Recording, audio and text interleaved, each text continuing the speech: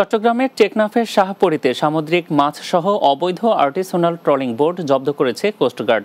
গোপন সংবাদের ভিত্তিতে টেকনাফ থানার মহেশখালিয়া পাড়া সংলগ্ন এলাকায় বিশেষ অভিযান চালিয়ে একটি অবৈধ আর্টিসানাল ট্রলিং বোট জব্দ করা হয়।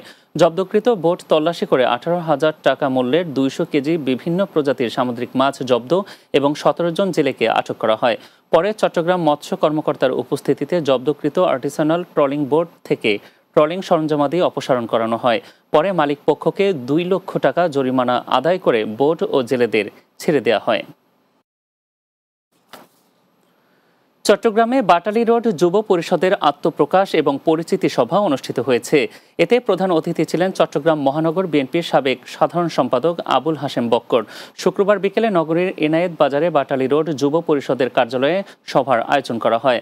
বাটালি রোড যুব পরিষদের সভাপতি সাইফুল্লাহর সভাপতিত্বে অনুষ্ঠানে উপস্থিত ছিলেন সিনিয়র সাংবাদিক ওয়াহিদ জামান, বিশিষ্ট রাজনীতিবিদ আলী আব্বাস খান, স্বেচ্ছাসেবক দলের সাবেক ভারপ্রাপ্ত সাধারণ সম্পাদক আলী মর্তুজা সহ অন্যরা।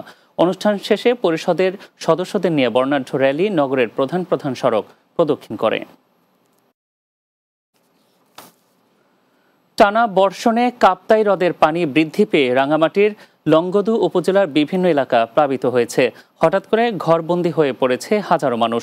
শুক্রবার সকালে মাইনী ইউনিয়নের শতাধিক ক্ষতিগ্রস্ত পরিবারের মধ্যে ত্রাণ সামগ্রী বিতরণ করেছে লংগদু উপজেলা বিএনপি ও অঙ্গ সংগঠনগুলো। ত্রাণের মধ্যে ছিল চাল, ডাল, তেল ও বিভিন্ন শুকনো খাবার।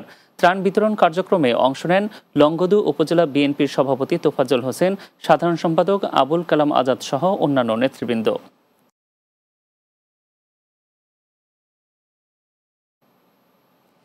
রাতের বাংলা নিচ্ছি আরো একটি বিরতি, ফিরছি কিছুক্ষণের মধ্যে, সঙ্গেই থাকুন।